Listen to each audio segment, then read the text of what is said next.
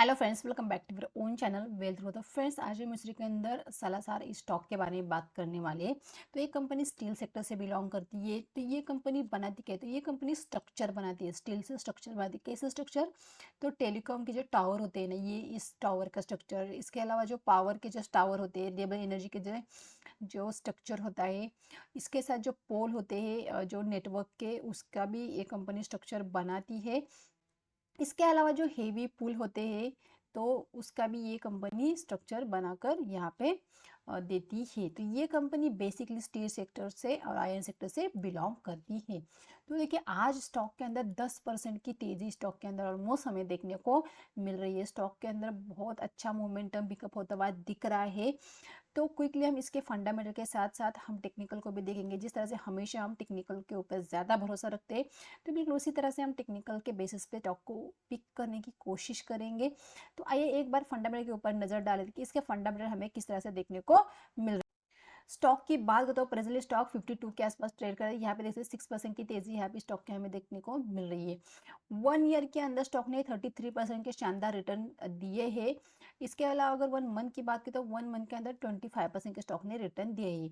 तो स्टॉक एक small cap stock है, जैसे कि मैंने कहा कि एक स्टील सेक्टर से स्टॉक बिलोंग करता है। तो आइए इसके फंडामेंटल की बार यहाँ पे एक बार नजर डाल लेते हैं कि इसके फाइनेंशियल की अगर बात करते हैं, तो ये देख सकते हैं रेवेन्यू हमें हर एक ईयर में यहाँ पे बढ़ता हुआ दिख रहा है। ये पिछले प्रीवियस ईयर से इस ईयर में बहुत अच्छा यहाँ पे रेवेन्यू बढ़ता हुआ दिख रहा है। ईबिटा की बात करें तो यहाँ पे भी ईबिटा पे हमें प्रीवियस ईयर से इस ईयर में बढ़ता हुआ दिख रहा है।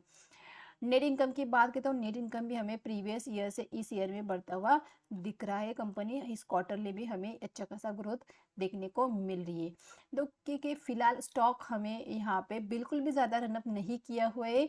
एक अच्छा खासा ब्रेकआउट हमें देखने को मिल रहा है। फिलहाल एक फ्रेश ब्रेकआउट स्टॉक के अंदर देखने को मिल रहा है। स्टॉक के अंदर कोई भी रेड फ्लैग नहीं है।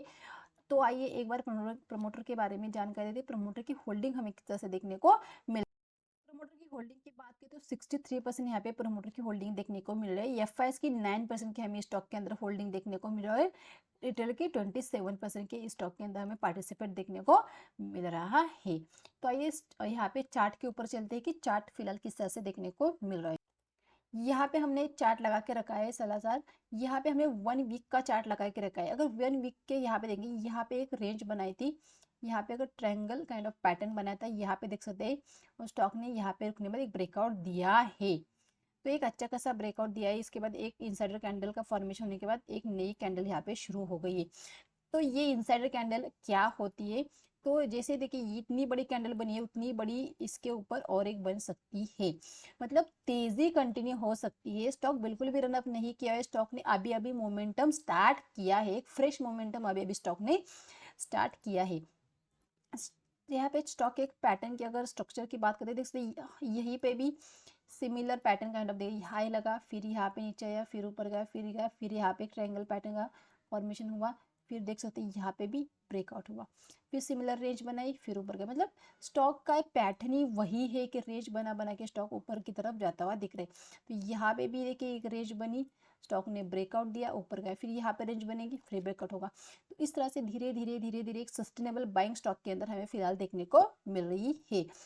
तो एक अच्छा खासा मोमेंटम यहाँ पे देखने को मिल रहा है। तो स्टॉक को अगर बाय करना है, तो अगर आपने बाय करने की सोच रहे हो, तो देखिए इस प्राइस पे अगर बाय करेंगे तो 60 रुपीज़ के पास आपका एसएल रहेगा कि किसी वजह से स्टॉक अगर मानो रिट्रेस करने अगर आ जाता है और फिर से मोमेंटम स्टार्ट कर लेता है, तो आपका एसएल हिट ना हो। तो 60 रुपीज़ के नीचे आपका एसएल होना चाहिए।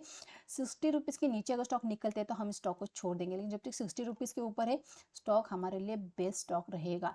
60 रुपीज़ के ऊपर हम हमेशा स्टॉक के लिए बाय करने के रहेंगे। यहाँ पे आएगा, रिट्रेसमेंट लेगा, फिर से एक मोमेंटम स्टार्ट हो जाएगा। तो अब आपको सोचना है कि इस प्राइस पे बाय करेंगे तो आपकी रिस्क कितनी आएगी, या आपको वेट करना है रिट्रेसमेंट का। देखिए, वेट करेंगे तो शायद आपका ट्रेड भी छूट सकता है, लेकिन अगर यहाँ पे अगर आपका रिस्क रिवॉर्ड अच्छे से मैनेज हो रहा है, आप उतनी रिस्क ले सकते हो, तभी स्टॉक को बाय कीजिए। हमेशा मैं क्या कहती हूँ, आपको रिस्क को ध्यान में रखना है कि आपकी रिस्क कितनी है। तो वनडे के चार्ट पे अगर देखते हो, वनडे के चार्ट पे हमें किस तरह से कैंडल बनती हुई दिखे। देखिए वनडे के चार्ट पे तो देखो कितनी बड़ी ग्रीन कैंडल। वनडे के चार्ट पे तो यहीं पे ब्रेकआउट हुआ है। देखिए ये वीकली हमने यहाँ पे फाइंड आउट किया था। यहाँ पे एक नया मोमेंटम स्टार्ट हो गया है। तो अगर आप स्मॉल एसएल लगाना चाहते हैं, स्टॉक को बाय करना चाहते हैं तो देखिए ये स्विंग का आप ऐसे लगा सकते हैं। वन डे के चार्ट पे आप इस स्विंग का ऐसे लगा सकते हैं, इस स्विंग के नीचे छोड़ सकते हैं। इस स्विंग की अगर प्राइस देखते हैं हम यहाँ पे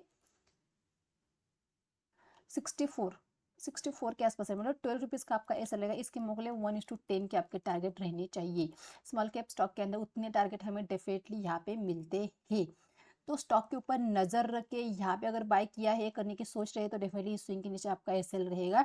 स्टॉक के एक यहाँ पे एक बढ़िया सा मोमेंटम हमें यहाँ पे देखने को मिल सकता है। जैसे कि हमने कहा कि इलेक्शन जब तक नहीं खत्म होते मार्केट को ऊपर ही रखा जाएगा, तो इस स्टॉक के अंदर डेफिनेटली एक बाउंस हमें देखने को मिल सकते हैं। तो एक अच्छा खासा प्रॉफिट यहाँ पे आप गेन कर सकते हो। तो गाइस वीडियो अच्छा लगा तो वीडियो को लाइक और चैनल को जरूर सब्सक्राइब कीजिए। Thank you.